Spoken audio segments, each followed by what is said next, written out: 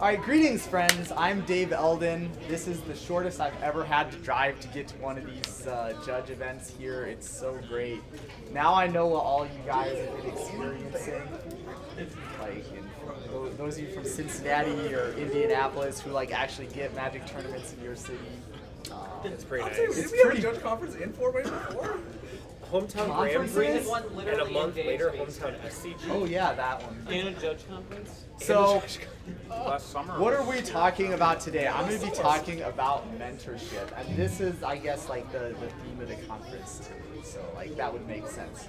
So, what is mentorship? Now, I thought about this definition for a long time, and what I've settled on, I think I'm pretty satisfied with, is mentorship is anything that you do to help another judge advance in the program, in their life, in their skills, anything. Anything you do to help another judge advance. In this way, it's kind of analogous to, if you look at the level 3 qualities, if you think about self-assessment. Self-assessment would be anything you do to help yourself advance. Mentorship is the same sort of thing, except you're instead of focusing on yourself, you're focusing on a different judge. And that's literally it. Now, there's a lot of different aspects of mentorship, but the way that I categorize it is kind of two spheres of mentorship. There's mentorship that takes place in the public forum and mentorship that takes place in the private forum. And so what do I mean by that? Well, let's start the bidding off by getting some answers from the audience here. Raise your hand and say something that you would consider a mentorship activity. I'll call on people if your hands aren't up, if there's no, so, Steven. Presenting at a judge conference. Okay, presenting at a judge conference. Okay. Zach. There's only been one thing said, so you don't have to worry about Writing reviews. writing reviews. Great. Helping people find the resources they need to advance themselves. Helping people find resources they need to advance themselves. Great. Let's see. We'll take two more. Ethan. Workshop with local judges on topics that you find useful. Workshops with local judges. Okay, so this is kind of weird. You know, we're talking about mentorship, and nobody has said yet, like, you know, talking to a judge one-on-one who wants to advance to the next level. You know, that was like probably if I were to ask like a bunch of judges what they thought of mentorship as, that's probably like the first thing that I would expect to hear someone say. So we got a lot of good variety here. I like that. I like the fact that we're thinking. But that also dovetails really nicely into what I was talking about, the two spheres of mentorship that take place in the public forum and in the private forum. So what do I mean by that? Well, mentorship necessarily involves two people, right? You've got one person who's the mentor and one person who they're mentoring, and that's two people at least that mentorship involves, right? There also could be some other types of mentorship where you have more people involved. So anything that just involves two people, I'm going to say I'm characterizing that as mentorship in the private sphere, private to just the two of you. Anything that involves more than two people, I would characterize that as the public sphere. So if we went through everybody's examples that they just provided for us, we could probably, you know, characterize those into one of those two. And why do I characterize mentorship in this way? Well, I think it's really I think there's a significant difference between the mentorship techniques that you use in the public sphere versus the mentorship techniques that you use in the private sphere. I think they look differently and they feel differently, at least to me, and hopefully by the end of the presentation to all of you. So let's start off with talking about mentorship in the public sphere, because I think that that's kind of, I would say that that's what people see the most examples of. Right? Obviously, if I'm mentoring someone in the private sphere, me and that other person see what I'm doing, and that's it. Whereas if I'm mentoring somebody in the public sphere, people who are not part of that can also see. So that's a good place to start, because I think that most people have more experience to draw off of for mentorship in the public sphere. So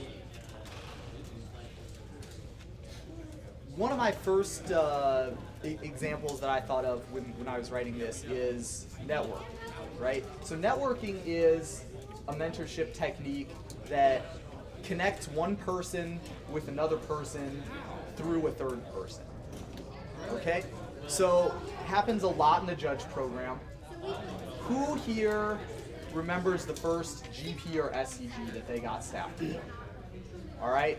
Now, when you applied to those events, think in your mind, did you send in your application and say, hey, here's my application, hope I get there? Or did you talk to somebody beforehand and work with somebody beforehand and have somebody else recommend to you that you applied to those events? Raise your hand if you did it all by yourself and sent in your application. Okay, so we've got one. Actually, my first.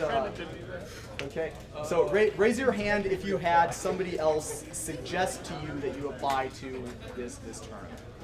All right, so we have more people, and then we have some people who didn't raise their hands for either one. So I'd be interested in some of their stories. I didn't technically apply.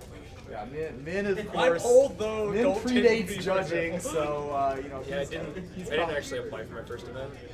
CJ sent out an email on Facebook saying that they were understaffed for GP Indy. And I was just like, I'm an L1, I live an hour away, sure. That's a good. So someone suggested that you apply to it. Sure. I get that. I just put the person that I mentored under as like, I mentored under this judge, and kind of name surfed in there. So if you notice, people who said that they just applied for it themselves is people who are more experienced in the judge community. My personal experience is also this way. Nowadays, it's very, very difficult to get staffed on a SCG or a GP if nobody at the SCG or GP knows who you are. It's extremely difficult to like send in an application and get that application accepted unless one of two things happens. Number one is they've already worked with you before, so they already know who you are and what you're capable of. Or you have in your application somebody who has worked with you before, who SCG or Channel Fireball, whoever it is that's putting on the event, can talk to and say, hey, I've never worked with this judge before, what are they like? And so this is networking. This is the like basest, purest definition of networking, example of networking that I could think of that happens on a regular basis. Pretty much everybody in the judge program is familiar with it. Pretty much everybody in the judge program has been either on the recommending side of it or on the asking for a recommendation side of it. And it's a really important way for the judge program to advance, because if you are working with somebody, then they're not going to be able to get any opportunities unless somebody who they know can speak for them to the people who are making staff meetings. So that's one really excellent way that this kind of comes into our judge lives. So another thing that I would consider networking would be if you need some help with a project, you can do you see the same sort of thing. Ethan, how did you get involved in Rules Day Tuesday? So I was at a judge conference, and during that judge conference, one of the other admins for Rules Day Tuesday had approached me because of me being a presenter at that judge conference, and asked if that was something I would be interested in, and then gave me the contact information for the project leader. All right, perfect. Exactly. So this is kind of what it looks like. So I want to break down what exactly mentorship in the public sphere kind of all has in common. So you know that there's two people involved, the mentor and the mentee, and then there's in this case with networking, there's generally a third person involved, who's a person who has an opportunity or who needs some help. This is something that mentors need to be good at. If you are working with a bunch of judges or even working with one specific judge, you have to be able to identify what kind of opportunities are a good opportunity for that judge and help connect them with people who have those opportunities. So, happened a while ago that I was the head judge of an MCQ, and we needed another judge to run the MCQ. So in this case, I was the person who had the opportunity, and I needed some people to give the opportunity to. So what did I do? We went to the Fort Wayne judges, and I said, hey, does anybody know anybody who is a new judge who I could bring onto this MCQ? And so that was Mikey's first MCQ that he judged, and did a great job. So that's the way it works. You've got people with an opportunity getting a connection between someone who is a mentor and a mentee, and that triangle is kind of emblematic of how mentorship in the public sphere in general works. So I'm going to contrast that with mentorship in the private sphere. Okay, so mentorship in the private sphere is just you and the judge that you're working with, right? So only those two people are involved. So what differences would you expect there to be in mentorship in the public sphere versus mentorship in the private sphere? And again, I'll call on people if there's enough hands, so don't worry. Min. Inside the private sphere, people are more apt to speak of their own weaknesses than in the public sphere. Okay, excellent point. In the public sphere, people are less likely to want to talk about their own weaknesses. In the private sphere, people will maybe be more open with stuff like that. And I think this is true for other people's weaknesses as well. Like, if I'm at an event and another judge has a call, and I don't think that they handled some specific aspect of that call correctly, the correct place to bring that up is not in the public sphere. It's in the private sphere, when it's just you and that person. Because when you're not broadcasting to other people, if it's only the two of you involved, you can have a franker and a more honest conversation about what the problem is and what happened. Okay, any other differences that we expect? Carl? So like for the public sphere, it's a more generalized information that could be an overwhelming umbrella of a lot of stuff, whereas in the private sphere, it's personalized towards that person. Yeah. The needs of that person. Yeah, and that's a good point. A good distinction is that the public sphere mentorship tends to be more generalized, and the private sphere mentorship is more focused on one specific person or one specific aspect of that person. So a great example is a lot of the time if you have a controversial call or a call that kind of comes down to an opinion, when you're talking with other judges about that, that's a form of mentorship. Hey, I had this really interesting situation come up. This is what actually happened, and this is what the judge actually ruled. What do you think about that? And getting some more opinions on that. That's a good type of mentorship. Now, if you are doing that type of a conversation in the public sphere, you're going to tend to see some details kind of generalized. You're going to tend to see like, well, I was at this magic event. I saw it happen with a judge that I was working with. It was a hidden card error, and they had, this was the idea of the call, maybe not talking about specific players or specific cards. When you're doing these types of interactions in the private sphere, it's generally a specific interaction that you observed with that person, and it's generally you talking to that person about one specific instance of their judging, instead of a more general, like, and then if this was different, then maybe we would handle it this way. If that was different, we would handle it that way. And so that's a very good point to bring up, Carl, is that it does tend to be more specific in the private sphere because it can be. In the public sphere, it has to apply to more people, so it necessarily has to lose a little bit of the generality. Anything else? All right, well, I would say another really, in my opinion, and especially in my mentorship style, difference between the mentoring in the public sphere and the mentoring in the private sphere is what kind of goals I have for the individual instances of mentorship. So if I have a rules question that I'm talking about on my blog, on a video, in public in front of a bunch of judges on the floor of a Magic tournament, It's generally because I saw this thing happen and it was kind of interesting, and it's an interesting thing to talk about, right? If I talked about, if I was in a one-on-one conversation with somebody and I said, hey, here's an interesting situation, I want you to think about this, I want to get your opinion on this.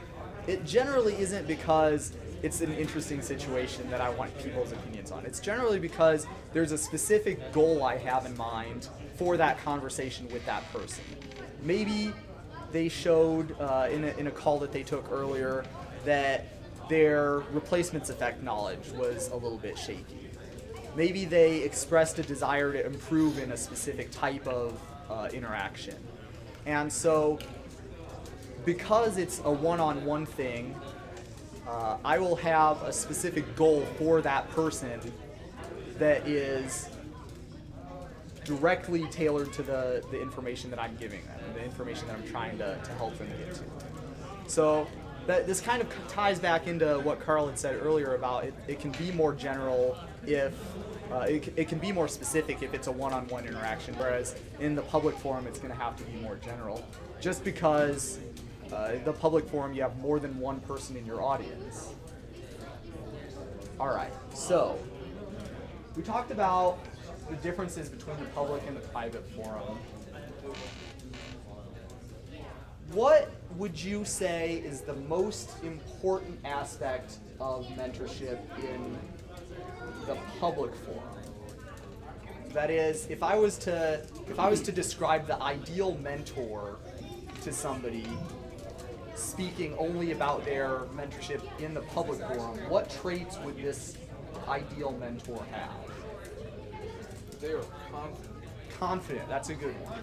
So, of course, in the private forum, a one-on-one conversation is a lot easier to handle than in a public forum where there's multiple people.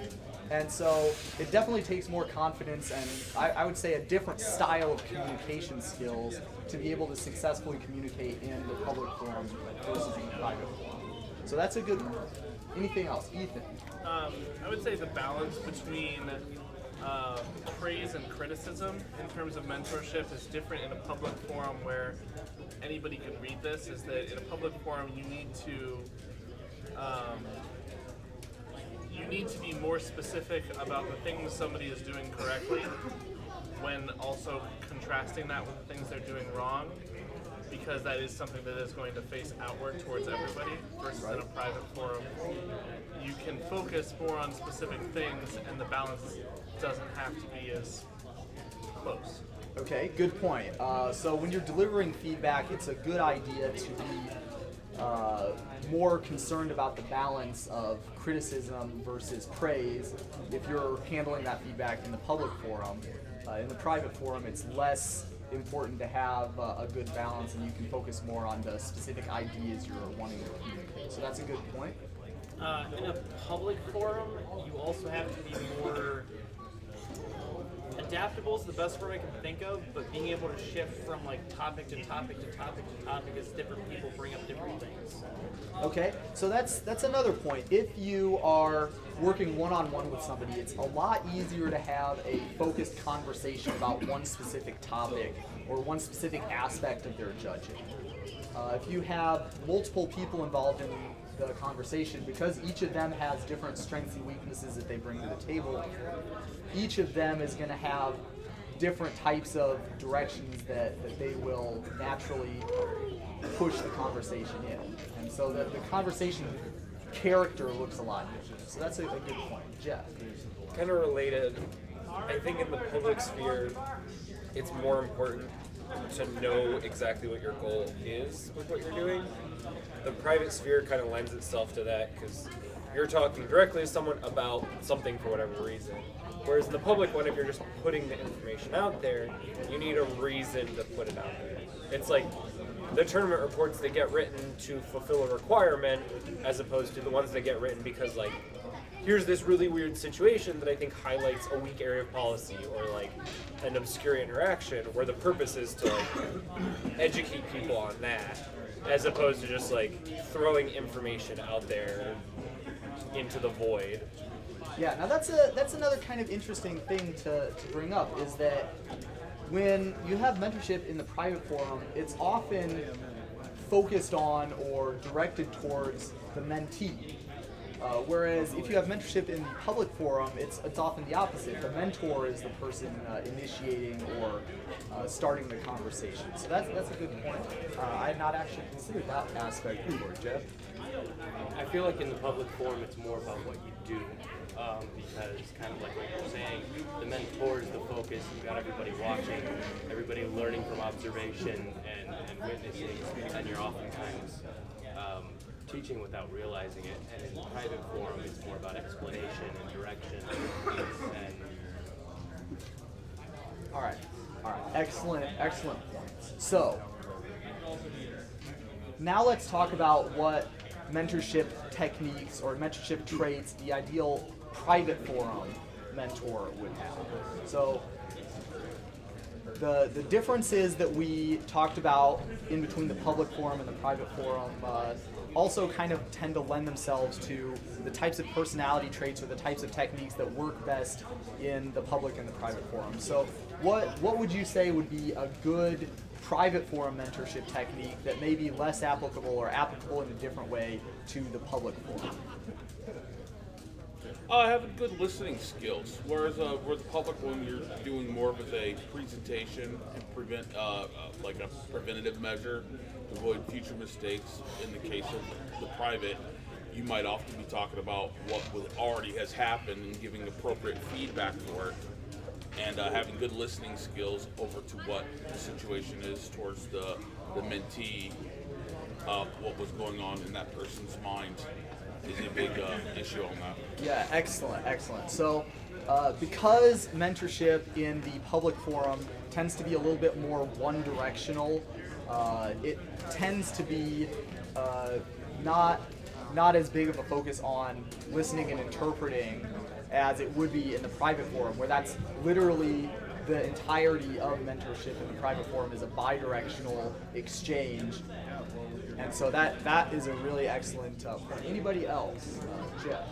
It was just kind of just hit it, but the feedback cycles being very different means you can construct things differently. It's something like new set digest where you have to put all the questions out there and you have to be very, very, very thorough to sort of pre-address all the questions, as opposed to in the one-to-one back and forth dialogue, you can do a lot more of like smaller questions to see where they lead. You don't need to be like, let's talk about all those layers and here's a wall of information. It can just be like, what about this specific small interaction? And then you get feedback and you go to the next thing, and sort of you have more immediate feedback to decide where the conversation or the mentoring is going to go.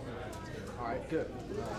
Mine was basically just the same as that, just kind of focusing on the need of the individual, being able to tailor the conversation towards what they need to hear, focus on their development rather than giving general information to everyone. All right. Zach? Knowing your audience becomes a lot more important.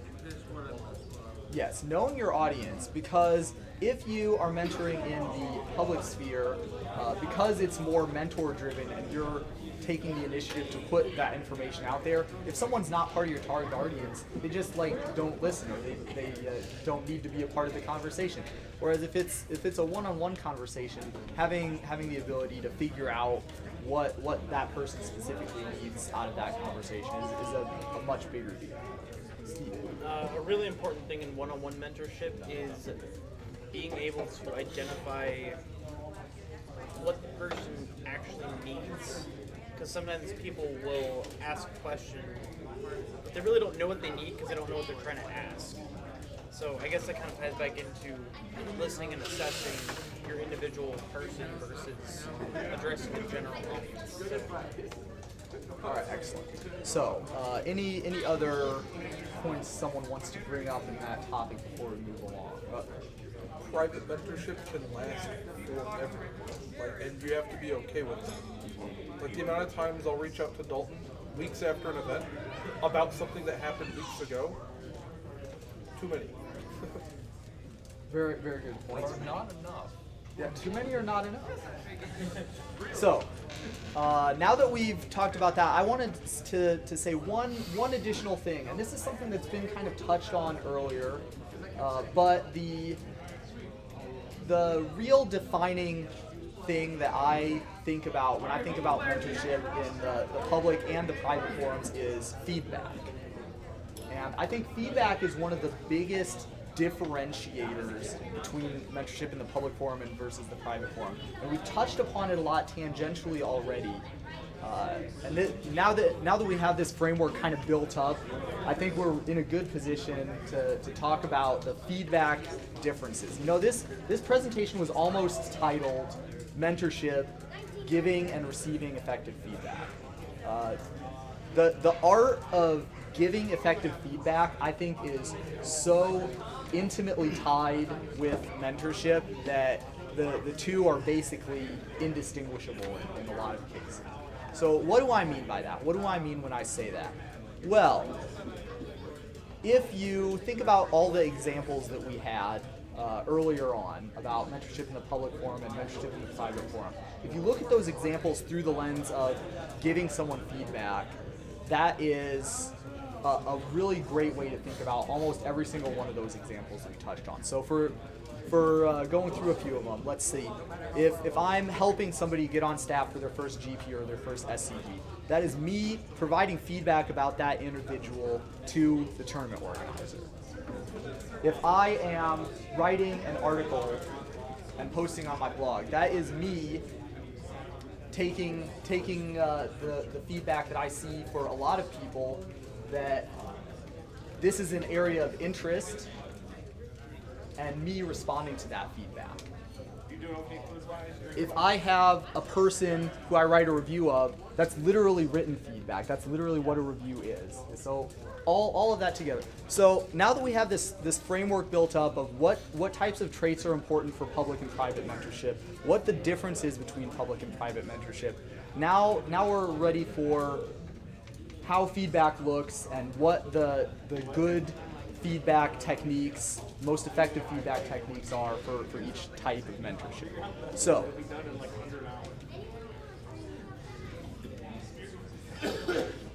So what I'll talk about first is the public, because I think that this is a little bit easier to deal with and easier to think about, because a lot of the public feedback that we have heard is really maybe more of an agglomeration of different people's opinions rather than a specific type of thing. We talked about that, about how with the public forum mentorship, you need to be more general. And so what that means is that the type of conversation you can have leads to a less specific goal. And that means that the feedback that you're providing is, since it's to a whole group of people rather than an individual, and since the feedback you're taking is coming from a big group of people rather than from an individual, you have to do a little bit of, I'd call it averaging out, in order to get a good representative amount of feedback. Now compare that to the private forum, where you're not averaging anything out, you're averaging out their observations. So if I'm giving feedback to a person that I'm mentoring, you do exactly the same sort of thing, but you do it in a different way, because you're averaging out different interactions that they have done that you've watched or heard about. So as an example, let's say my first time team leading. I got a lot of different feedback from a lot of people, and everybody saw the same person doing a team lead, right? But everybody saw different stuff because they saw me at different instances, and they saw different, their interpretations of what I did were based on their own personal things that they thought about and things that they placed a value on. So my first time team leading, I got a ton of feedback from a lot of different people. And I got a lot of different feedback, even on the same thing that I did, multiple different viewpoints on it. And when I took that in, I had to think about all of that. But I had to kind of take into account the fact that this person said one thing, and this person said a different thing, and this person said a different thing, and this person said a different thing. Now, the next time I team led, and the next time I team led, and the next time I team led, the same sort of things happened.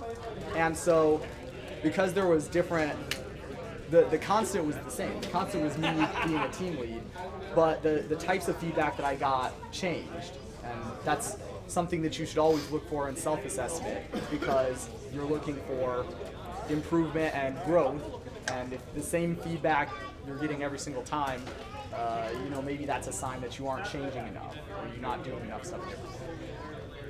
So how can we apply that to giving feedback to people in our own lives? So if you're mentoring somebody, the first thing I would recommend is first look for specific stuff that you see them doing. Anything that stands out to you can be a basis for feedback. Anything that you see them doing and then remember later, that's the thing that you can give them feedback about. The next step is you have to look at those things happening over a period of time to see how they're changing. How long a period of time kind of depends on what type of thing that you're talking about. But for example, over the course of one event, you would expect to see some changes in how well they do deck checks. Over the course of several events, you might expect to see some changes in how well they team lead or how well they project themselves on the floor. Over the course of several years of working with a person, you might see changes on specific qualities. The qualities of level 3, leadership, mentorship. You would expect to see changes in those types of things. So the amount of time that you're looking for kind of has to be tailored to what specific thing you're giving them feedback on. But it's important to look at stuff that stands out to you over a period of time and see how it changes. That I think is the first really good advice that I have to people who want to be mentors to other judges, is look for a specific thing over a period of time. The next thing that I want to recommend is you look for different types of things that are related. So what do I mean by that? Well, I have a theory, and it's worked out extremely well so far, that people's personality traits aren't good or bad. They might be helpful or unhelpful in certain situations depending on what the situation is, but they're not good or bad by themselves. And so whether a certain personality trait might manifest itself as a strength or as a weakness really depends more on what is happening in that instance. So that is a lens that I look through when I do any type of observation or analysis of what people are doing. So I had a judge a while ago who was extremely good, hard worker. Everybody loved his work ethic. Everything that this guy did was done 110%. So that's a good thing, right? Everybody would agree that that's a good thing for a judge to have. The first time this judge was my team lead, I noticed that we got our full round breaks, and then we didn't get our half round breaks. I think that's important. So when we were past the point in the day when I expected my half round break to be, I came up to him and I said, "Hey, so do you think that we're gonna have a half round? What time were you planning on us having our half round break, please?"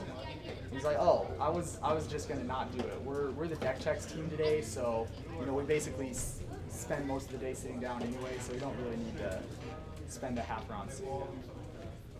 So you see the same thing.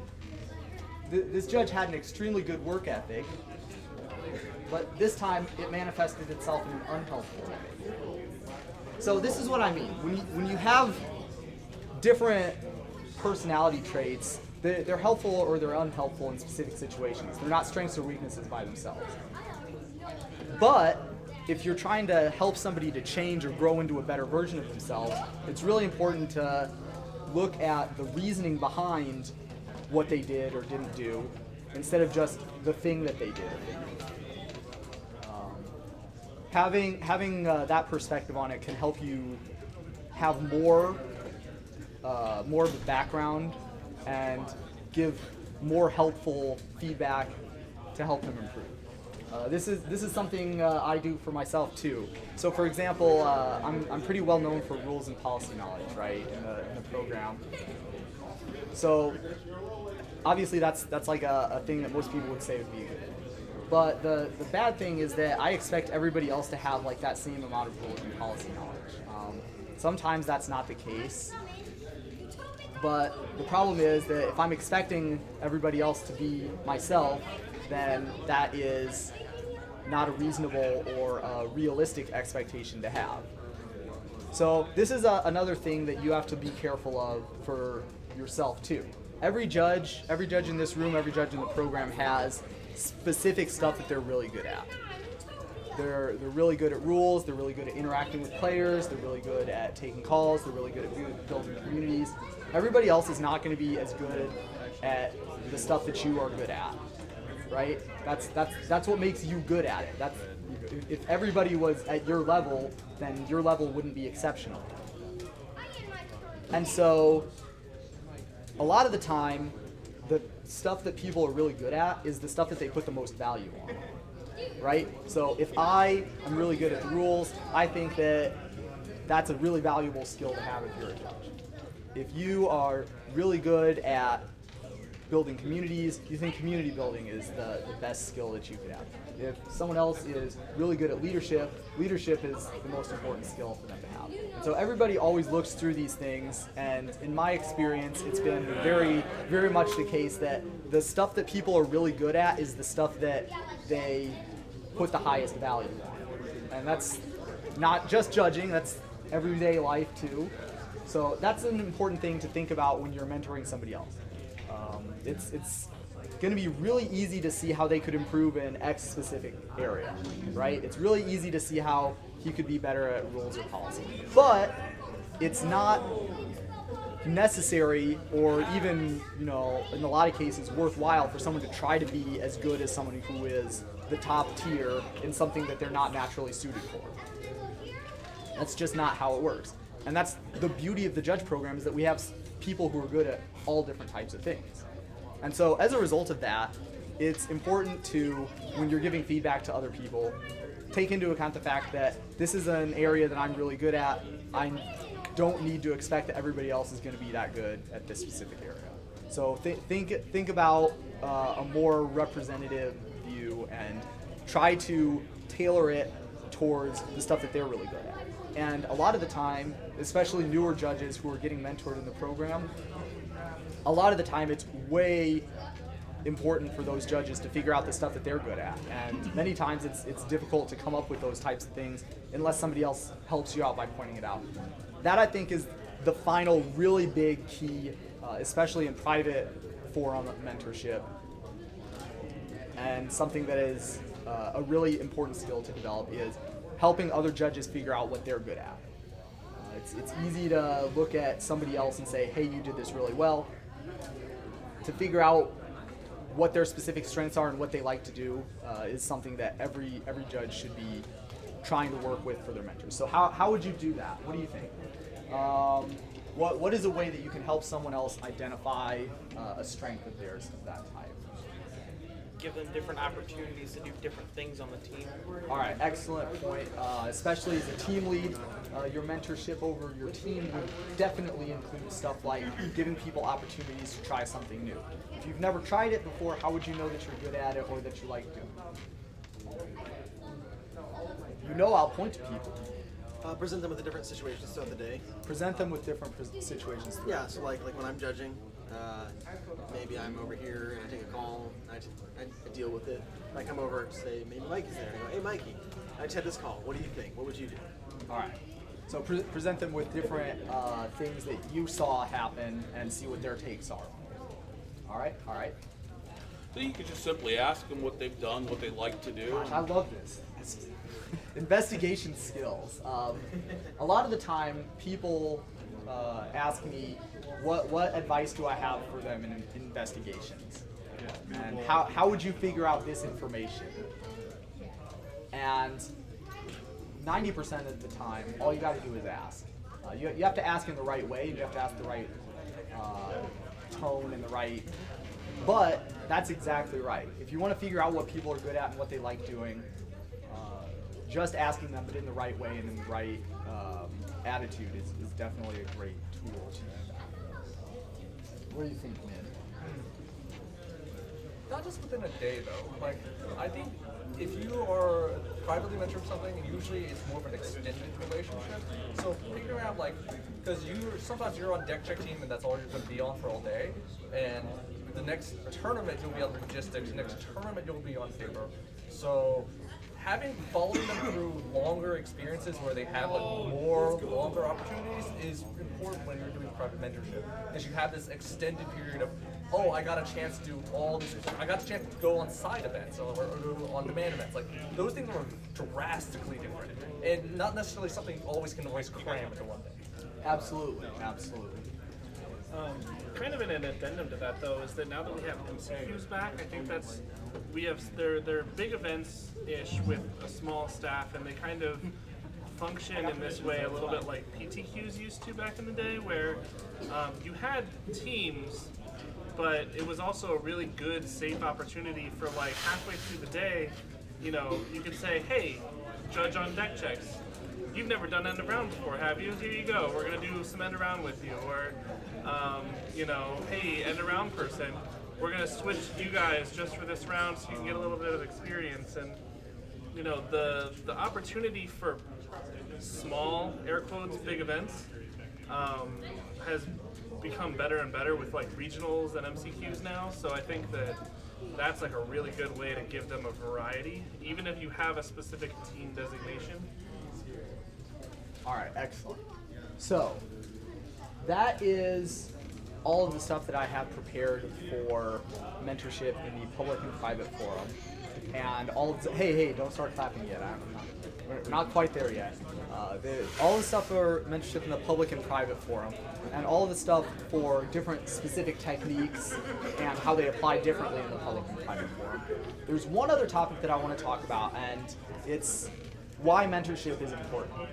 Right? I kind of left it towards the end in case we went a little bit long, because hypothetically I think that at a mentorship conference everybody already agrees that mentorship is important. But I think that, especially given that these conference presentations get published on the internet, I think this is an important thing to talk about, because I am, have you ever seen like the color pie of judging? Have you seen, like, it's basically like you take a look at the magic color pie and you put like different types of judging motivations on each one. So for example, a blue judge would be a judge who places a lot of emphasis on knowledge and understanding the rules. A white judge would be a judge who wants to enforce things and make sure that everybody's doing stuff the right way and handling things consistently. A green judge would be like a community-focused person. A red judge is someone who's really passionate about the game and who loves doing magic stuff and helping people to play the game that they love. And then there's the black judges, who are out there for personal gain. Now, regardless of what motivation really drives you, there's judges who are each of those 5 things and every combination thereof. The people who are in it for personal gain, it's actually really interesting, because that's the one that has the most objections to mentorship. Like, why would I want to waste my time mentoring somebody? But those judges are also, in my opinion and in my experience, a lot of them who are really bought into mentorship are among the best mentors that there are in the program. And so why do I think that is? And why do I think that it's important for judges to mentor others? And why would a judge who firmly identifies as a black judge myself, why would a judge in that area of the color pie be interested in mentorship at all? Well, I think it's important to mentor judges because, in my opinion, the number one way to show other people that you know something is to be able to teach it accurately and effectively to somebody else. And for even a black judge who's in it just for personal gain, you have somebody who say they're at L2 and they want to advance to L3, well, you're not going to be able to do something like that unless you can show that, you understand everything well enough to be able to impart that knowledge onto the next generation or the next, wave of judges that come in. So even taking the opportunity to mentor other people is going to reflect positively on you and your reputation as a judge. All right, so that's a very good point. I will definitely speak to that myself. Stephen talked about earlier that just because you know something at one specific time doesn't mean you know something at another specific time. I guarantee you that the time in my judging career that my rules and policy knowledge was the sharpest it's ever been is right after I finished writing a new set digest article. And that's because, obviously it's because I spent like hours and hours reading through the documents and basically tricking myself into studying. So yeah, if you can teach something to somebody else, that is the best way to learn it and the best way to really solidify that trait in yourself. Zach. Without mentorship and $200, this program might not exist. All right, so that's another really important thing. Although maybe not something for someone who's self-interested, right? If you are only really caring about yourself, what do I care if there are other judges to take my spot when I'm gone? It's more of just saying, like, I want to keep doing this because, hey, I like getting things for doing it. And if, let's say, everyone becomes like me and no one becomes a mentor, then it stops growing, and a stagnant growth in a company like this tends to fall off. All right, very excellent point. And so that's kind of where I was going with this. If you aren't bringing more people in, you're going to be losing some people because that's how it works. The judge program has always had people walk away from the judge program, whether it's due to real life situations, whether it's due to a loss of interest, whether it's due to liking some other new game more than they like Magic. There's always going to be people who walk away from the judge program. And so it's extremely important for the combined or continued survival of the judge program that the number of people walking away from it gets balanced out by the number of new people that we add. It could just be your self-interest that you like mentoring people. All right, very excellent. A lot of people have different stuff that they like the most out of the judge program. Some people really like judging big events. Some people really like the look in the kid's eye when they open their first rare at a pre-release. Some people really like helping other people understand the rules better. The real kicker, though, is people are extremely poor at estimating how much they're going to like something. If you've never tried mentorship out, then you really should, because it might be something you really like. And that's true whether or not you think it's something you're really going to like. For me, I really was that way. The first time I tried mentorship out, I was like, man, I don't know if I'm really going to like this. The next time I tried it out, I didn't have any thoughts about that. I was like, oh man, I really hope I can have the same kind of experiences that I had with this other judge that I worked for. So definitely. It's kind of like the rising tide lifts all ships. If you recognize that mentorship improves you, then out of self-interest you would want to be mentored, and the best way to do that is to help create the culture where everyone is doing it both ways. All right, very, very good point. The more prevalent mentorship is, the better everybody is at judging. And that's true for judging, that's true for everything else. Just about 2 or 3 years ago, nobody recorded anything that happened at any judge conference. Coverage was way less advanced, even on Magic tournaments, than what there is now. You see those guys over there, the Pokemon guys? Look at that setup right now. We can't be not as good as them, right? That's not acceptable. So it's absolutely the case that other people being better and doing better and having a better handle on stuff helps everybody, because that makes everybody inspired, motivated, whatever word you want to use for it, to get better themselves. And so that I think is a really excellent takeaway from the mentorship conversation. Everybody needs to get better themselves. Everybody needs to help other people get better. Thank you. Have a great day.